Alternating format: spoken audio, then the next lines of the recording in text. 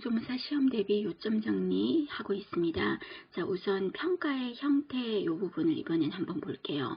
평가에는 크게 시험에 기출문제로 많이 나왔던 거는 여기 있는 진단평가, 그 다음에 형성평가, 그리고 마지막에 총괄평가 요 세 가지가 교대로 물었던 적이 있죠. 그럼 진단, 형성, 총괄평가는 언제 했는지 시기에 따라 생각하시면 돼요. 그럼 먼저 첫 번째 진단평가라는 거는 그냥 우리가 아이들이 학원에 갈 때 레벨 테스트 같은 거 하지 않습니까? 즉 쉽게 말해서 그 아이가 어느 반에서 본격적으로 수업을 받기 전에 이 아이의 수준을 알고 싶다는 거죠. 그런 것처럼 어떤 교육을 할 때 이 사람이 어떤 점에 학습에 있어서 문제가 있는지, 그리고 이 사람이 열심히 하는데 이 학생은 왜 자꾸 열심히 하고 오랫동안 공부하는데 성적은 자꾸 안 오르는지, 그런 거를 미리 원인을 발견해서 대책을 마련하는 거죠. 왜냐하면 미리 이걸 알아야 이런 거를 악순환을 반복 안 할 수가 있겠죠.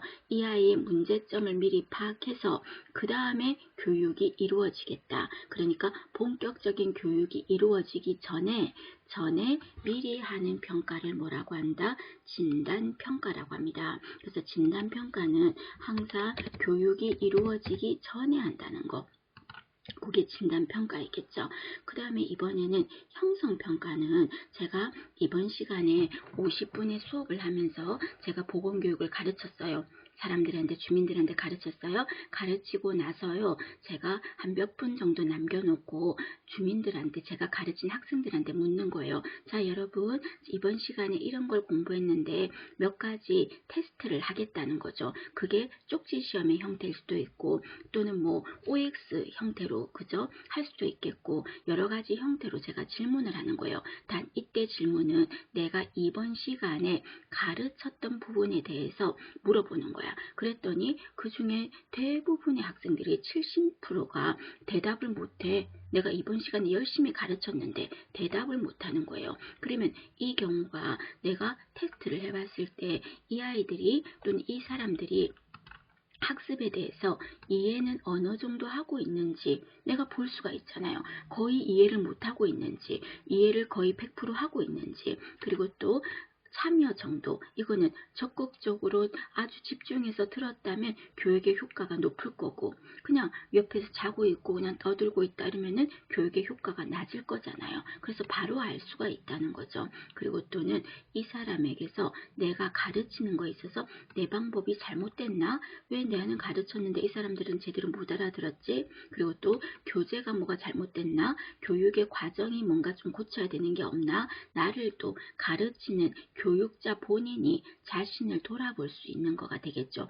개선하는 거죠. 그래서 학습자의 이해는 어느 정도인지, 참여는 제대로 하고 있는지, 그리고 학습의 방법이나 교재는 적절한가, 난이도는 적절한가, 이런 거를 교육 중에 알아보는 거죠. 그래서 여기 형성평가는 보건교육 시라고 했습니다. 그래서 보건교육 중에 이루어지는 평가를 형성평가라고 합니다. 형성평가 되셨습니까?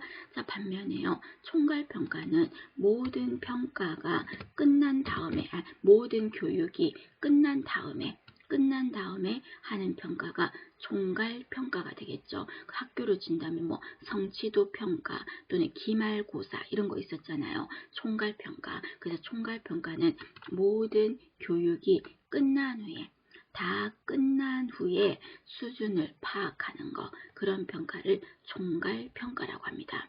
결론, 자, 본격적인 교육이 이루어지기 전에 하는 평가는 진단평가, 그리고 교육 중에 해서 제대로 참여하고 있나, 이해는 잘하나, 방법에서 내가 가르친 데서 문제가 없나 알아보는 거는 형성평가, 모든 교육이 끝난 후에 하는 평가는 총괄평가 되셨습니까? 요 세 가지 정확하게 구별을 하시고요. 자, 참고로 밑에 적어 놓은 거 보면은, 자, 절대평가라는 거와 상대평가를 함께 적어 놨습니다. 자, 절대평가는 여러분 대표적으로 어떤 거예요? 여러분 간호조무사 국가고시 몇 점이면 합격입니까? 60점. 물론 과락 안 걸리는 전제하에서 60점 이상을 받아야 되겠죠. 이런 식으로 목표가 딱 정해져 있는 거지. 60점 이상이면 합격. 그게 60점에 붙어도 합격이고 99점, 100점에 붙어도 합격인 거야. 똑같은 합격이야. 그 목표는 얼마다? 60점이 되는 거죠. 그래서 60점 목표를 정해놓고 교육을 한 다음에 도달을 했으면 합격, 도달을 못했으면 불합격 이렇게 되는 거죠. 그래서 목표를 딱 정한 다음에 그 목표를 향해서 도달했나 못 도달했나 그걸 보는 거는 절대평가입니다. 그러니까 이거는 서로가 경쟁할 필요가 없겠죠. 우리가 모두 같이 열심히 으쌰으쌰 해가지고 모두가 여러분들이 수험생들이 합격하면 좋겠죠. 절대평가는 몇 명이 합격했는지는 중요하지 않거든. 그 목표에서 도달했나 패스, 페일 그것만을 보겠다는 거죠. 절대평가입니다. 반면 상대평가는 어떤 거예요? 누구보다 잘했나 누구보다 못했나 그거인 거잖아요. 우리의 시험은 절대평가예요. 상대평가가 아닌 거죠. 상대평가라면 여러분 서로가 수험생들끼리 예민해져 있지 않겠습니까? 저 사람보다 내가 못하면 안 된다는 것 때문에. 그래서 상대평가는 어떤 기준을 딱 정했어. 그래서 우리 학교 시간에도 체육 시간에 기준 있잖아요. 그럼 그 기준을 정했을 때 그 기준에 비추어서 그 기준보다 잘했다, 그 기준보다 못했다 이렇게 평가하는 거를 상대평가라고 하겠죠. 경쟁심이 생기겠죠.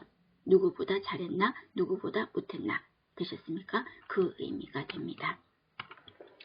자, 그 밑에 보시면 의료 전달 체계라는 것을 한번 언급해 보겠습니다. 자, 의료 전달 체계라는 건 여러분 무슨 말이냐면, 자, 우리가 의료를 받음에 있어서 내가 지금 그냥 단순한 그냥 몸살 감기기가 코만 약간 막히고 감기 몸살만 있어. 그럼 그런 상태일 때 굳이 대학병원에 갈 필요가 없겠죠.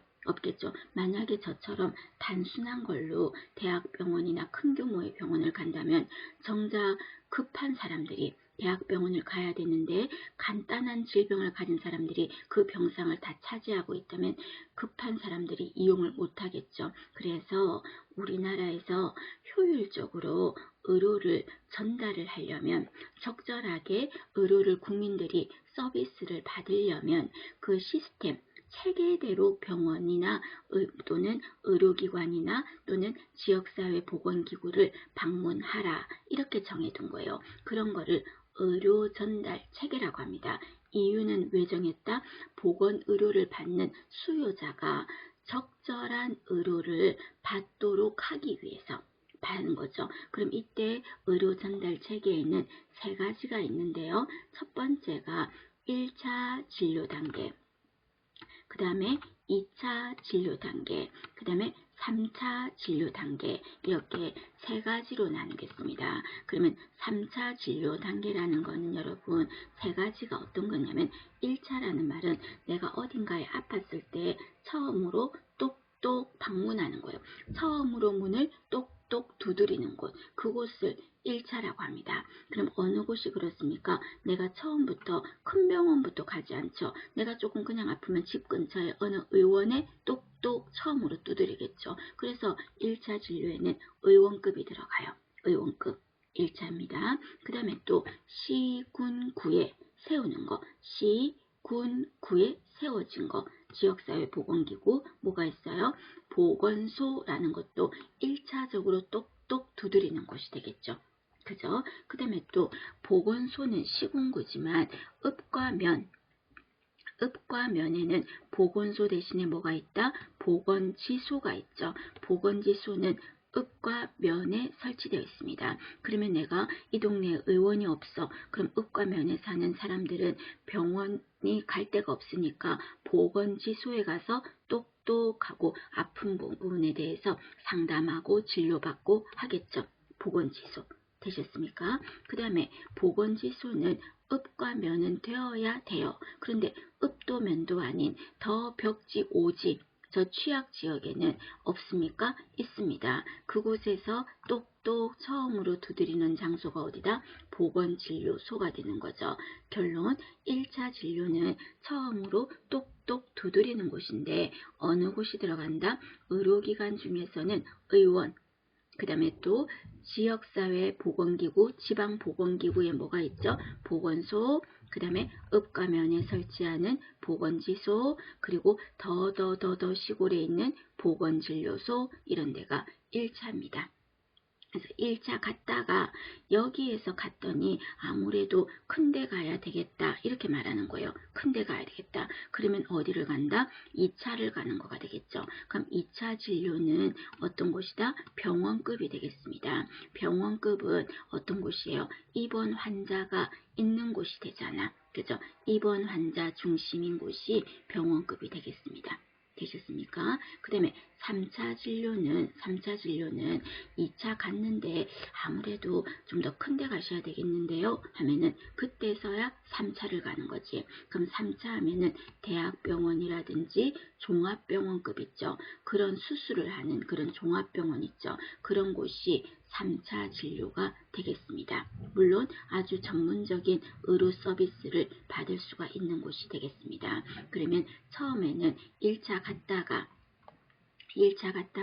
그 다음에 안 되면 2차 가고, 그죠? 그 다음에 또 안 되면 3차 가고, 이렇게 가라는 게 의료 전달 체계예요. 만든 취지는. 그런데 만약에 우리 국민 중에 어느 사람이 나 의원에 안 가고 보건소, 보건지소, 보건진료소 안 가고 바로 대학병원 가겠다 하면은 대학병원에서 3차 진료에서 막습니까? 못 들어오게 막습니까? 그런 건 없잖아. 그냥 갈 수 있잖아요. 그래서 우리나라는 권장은 1차 갔다, 2차 갔다, 3차 가세요 이렇게 정했지만 마음대로 가겠다면 막을 순 없어요. 그래서 우리나라의 의료 전달 체계의 시스템은 뭘로 되어 있다? 자유방위명입니다. 자유방위명은 어떻게? 마음대로 그냥 자기가 판단해서 할 수가 있다는 거죠. 자유방위명입니다. 되셨습니까? 그 정도 여러분들이 이해하셔야 됩니다. 자, 이번에는 포괄숙가제라는 거죠. 이것도 여러분 보건에서 굉장히 중요한 의미가 되겠죠. 포괄숙가제. 자, 우리나라는 진료비 지불 제도 방법에서 포괄숙가제 하고요. 여기 밑에 있는 행위별 숙가제 이 두 가지를 겸해서 같이 쓰죠. 그러나 가장 뿌리의 근간이 되는 것은 우리나라는 행위별 숙가제가 됩니다. 밑에부터 설명을 하겠습니다. 행위별 숙가제 중요합니다. 그럼 이 행위별 숙가제는 말 그대로 여러분 외우려고 하지 마시고 행위를 취해 줄 때마다 숙가를 매기겠다는 겁니다. 그래서 의료기관에서 의료인들이 어떤 서비스 행위를 하나하나 할 때마다 그게 전부 다 뭘로 매기겠다? 돈으로 매기겠다는 거예요. 그래서 이쪽에서 이 검사합시다, 이 검사합시다, 이런 거 해드릴게요, 이런 거 해드릴게요 하면 그게 친절이라고 그냥 생각하실 게 아니라 돈으로도 같이 나가는 거예요. 돈으로도. 그래서 행위별 숙가제는 의료인이 어떤 서비스를 제공하겠죠. 또는 의료인이 어떤 검사라든지 여러 가지를 제공하겠죠. 그랬을 때 그거를 비용을 내는 거예요. 비용을 내는 겁니다. 그래서 세 번째 줄에 제가 뭐라고 설명되어 있었습니까? 여기 행위 하나하나의 가격을 책정한다라고 했어요. 행위 하나하나마다 가격을 매긴다. 이렇게 되어 있죠. 이거를 뭐라고 한다? 행위별 숙가제라고 부르겠습니다. 행위별 숙가제는 행위를 취해 줄 때마다 금액이 책정되는 거예요. 그럼 이거의 장점은 뭘까요? 의료인들이 아주 신나서 의료 서비스를 제공하겠죠. 이것도 하시겠습니까? 이것도 한번 해봅시다. 이것도 합시다. 하고 자꾸 해주겠죠. 왜? 그게 전부 다 돈이 되니까. 그래서 환자 입장에서는 서비스를 아주 듬뿍듬뿍 많이 받을 수 있죠. 양질의 아주 퀄리티 높은 서비스를 많이 받을 수 있어. 그런데 받을 때는 좋았는데 비용을 지불할 때 어때요? 의료비가 어떻습니까? 비싸죠. 의료비가 비싸죠. 그러니까 의료인들은 과잉 진료를 할 거고 의료를 제공해 줄 때마다 돈이 매겨지니까. 그리고 의료 소비자 입장에서는 국민 입장에서는 어떨까요? 의료비가 올라가는 게 단점이죠. 의료비가 상승하는 게 행위별 숙가제의 최고로 큰 단점이 되겠습니다. 되셨습니까? 자, 그러면 이 행위별 수까지를 하니까 국민들이 부담하는 의료비가 너무 많이 올라가는 거야. 그래서 우리나라에서 행위별 수까지의 단점을 보완해서 뭐가 도입이 됐냐면 DRG라고 적혀 있는데 이게 바로 포괄수가제라는 겁니다. 자, 포괄수가제는 행위를 해줄 때마다 돈으로 다 매겨지니까 그러지 말라는 거죠. 그래서 쉽게 말해서 여러분 미용실 앞에 배너 같은 데 붙여놓으면 커트, 남자 컷 얼마, 여자 컷 얼마, 가로하고 기장 추가 없음 뭐 이런 말 있죠. 그래서 이거는 얼마, 이거는 얼마 이렇게 정해진 것처럼 질병 중에서요. 일부 질병 중에서 진단명에 따라 이런 진단명이면 가격은 얼마 이렇게 정해놓은 거예요. 진료비를 정액제로 정해둔 겁니다. 이거는 얼마 이렇게 정해둔 겁니다. 되셨습니까? 그러면 모든 질병을 다 할 수는 없었고요. 7개 질병에 대해서만 포괄수가제가 우리나라에서 현재 적용되고 있습니다. 그럼 7개 질병이 어떤 질병입니까? 한다면은 7개 질병이 먼저 안과요.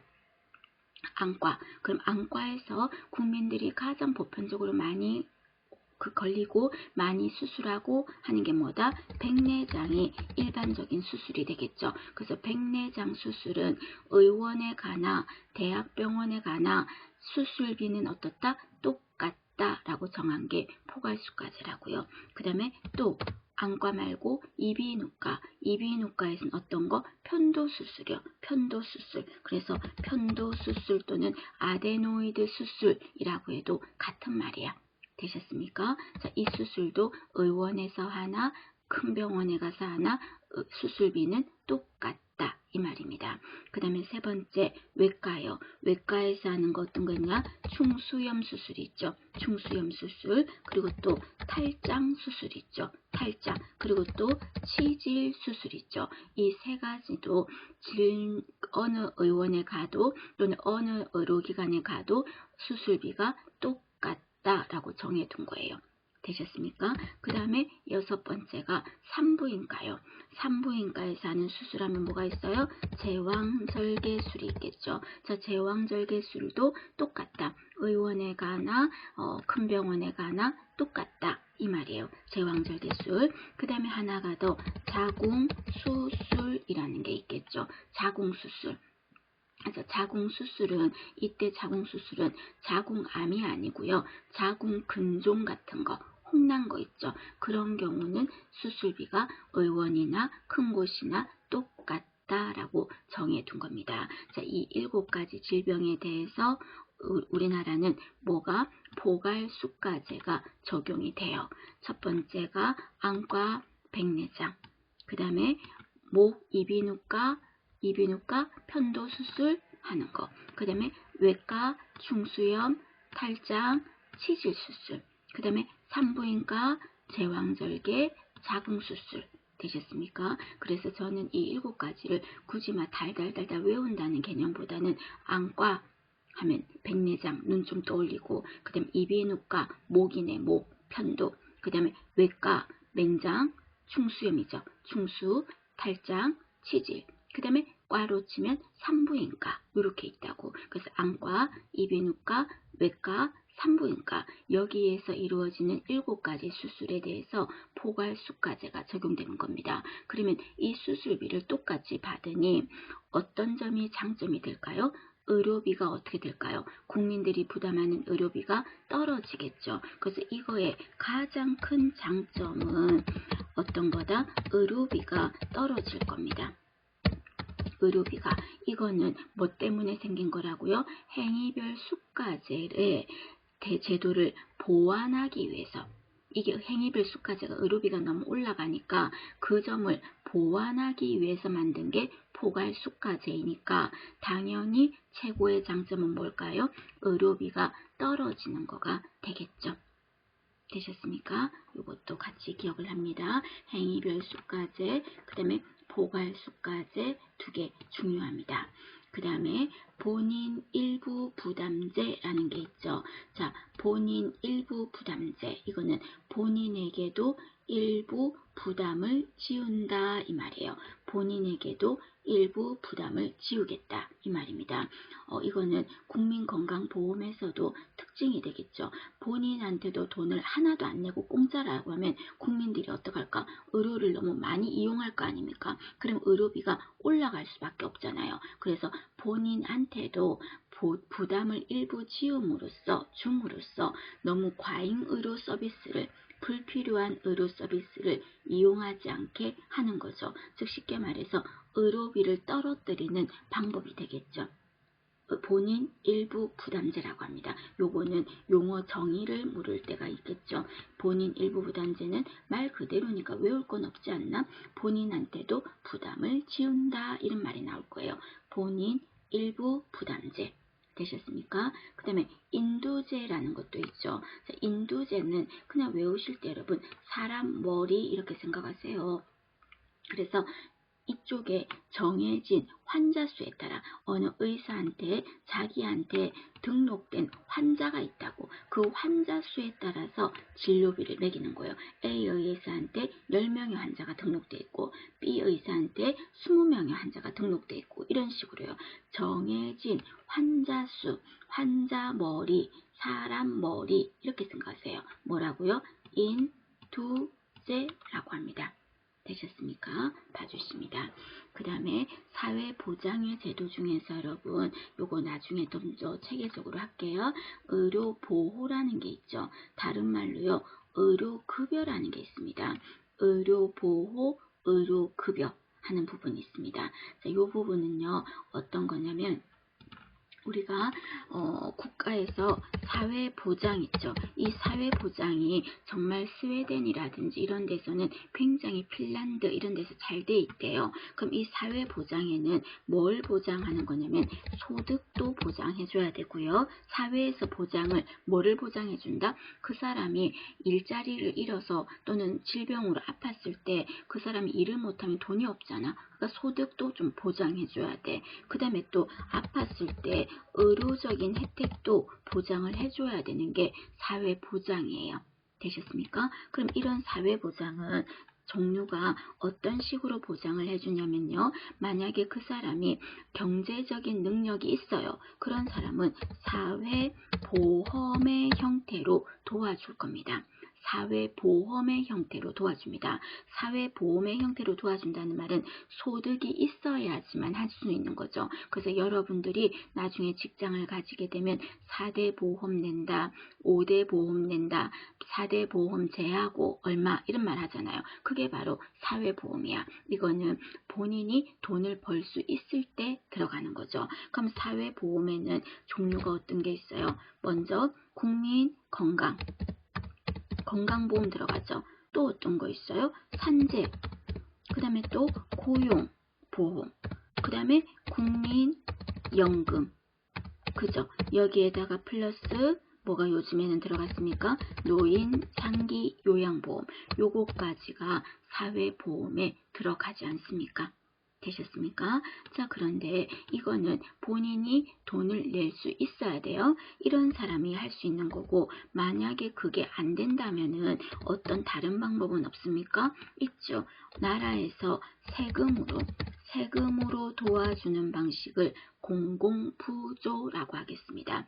공공부조의 방식으로 도와주겠습니다. 이거는 나라에서 십시일반 모은 세금으로 어려운 사람에게 도와주는 거예요. 그래서 이거는 저소득층 또는 취약계층 이런 사람들한테 소득도 보장해주고 의료도 보장해주는 거를 공공부조라고 하겠습니다. 그러면 그 중에서 공공부조의 방식 중에서 의료를 도와주는 거예요. 그래서 여기 문제에서 보시면 의료보험을 실시하는 국가에서 자, 의료보험은 제가 조금 전에 어떤 보험에 들어갔어요? 의료보험은 사회보험이죠. 그죠?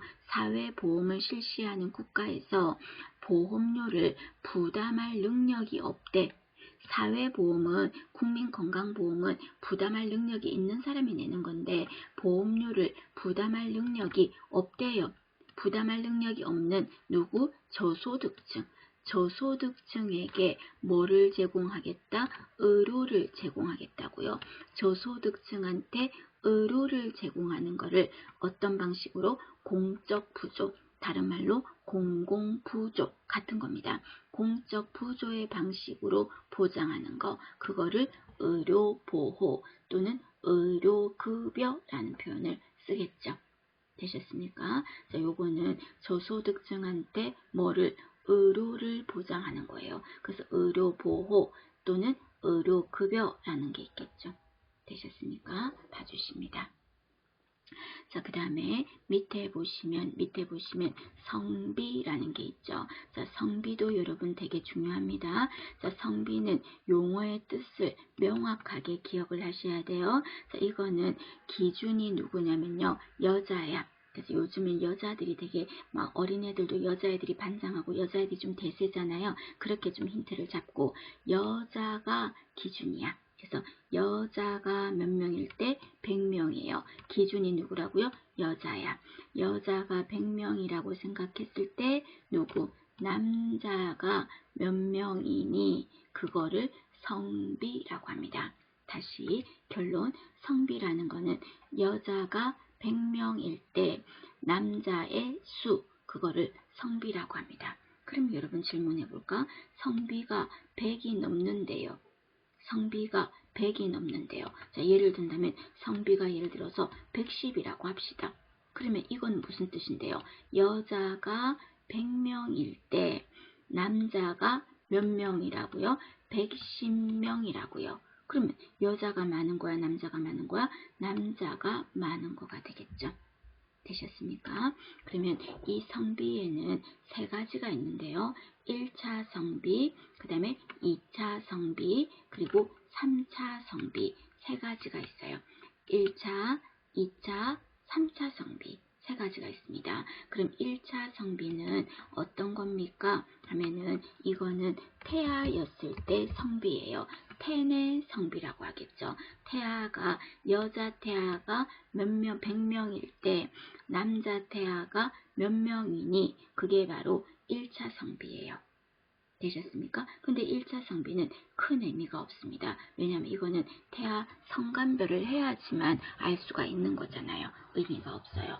그 다음에 2차 성비는 태아였을 때가 아니라 이제는 응애하고 태어나는 거야. 그래서 2차 성비를 다른 말로 출생시 성비라고 하겠습니다. 그럼 이거는 태어났을 때, 출생했을 때 여자 아기가 100명일 때 남자 아기가 몇 명이니 하는 거를 2차 성비라고 합니다. 그 다음에 3차 성비는 어떤 거다? 현재 성비라고 합니다. 현재. 그래서 현재 여자가 100명일 때 남자 몇 명이니? 그게 바로 3차 성비라고요. 그럼 1차, 2차, 3차 성비 중에서요, 가장 의미가 높은 거는요, 2차 성비예요. 그래서 2차 성비는 응애하고 태어났을 때 그 아이들의 상황이 여자아이랑 남자아이랑을 보면은 누가 많은지가, 누가 앞으로 2030년도에 또는 2040년도에 몇 명의 여자가 더 많을지 예측할 수가 있는 거죠. 결론, 2차 성비는 장래 인구를 예측하는데 가장 효과가 좋은 성비가 뭐냐? 이래 말하면 2차 성비가 되겠습니다. 되셨습니까? 자, 그 다음에 시험 문제에서 이렇게 묻기도 하죠. 3차 성비가 120이란 이런 식으로 묻기도 해요. 그러면 3차 성비 120이란 이 말에서 3차라는 말을 먼저 해석해야지. 3차라는 뜻이 뭐였어요? 현재란 소리죠. 그 다음에 성비라는 말은 어떻게 풀어야 됩니까? 성비라는 말은, 성비는 3차 현재, 성비는 여자가 현재 100명일 때, 여자가 100명일 때 남자의 수가 몇 명이라고요? 120명이라는 의미가 되겠죠. 그래서 현재 여자가 100명일 때 남자가 120명, 그거를 3차 성비라고 하겠죠. 그럼 여러분이 2차 성비 120이란 해봐요. 2차 성비 120이란 그 말은 뭐예요? 2차 풀어야지. 출생시. 그 다음에 성비 말 풀어야죠. 여자가 100명일 때 남자 수가 아기 수가 몇 명이라고요? 120명이다 하는 거를 2차 성비 120이라고 표현하겠죠. 되셨습니까? 자, 성비는 성비의 뜻, 여자가 100명일 때 남자의 수다. 그리고 성비는 3개가 있다. 1차, 2차, 3차 의미하시고, 그죠? 그 중에서 가장 의미가 높은 거는 2차 성비다. 되셨습니까? 그거까지 여러분들이 기억을 해 주십시오.